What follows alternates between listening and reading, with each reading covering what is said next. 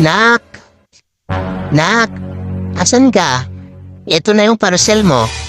Ito yung totoong parcel mo. Halika na. Buksan natin.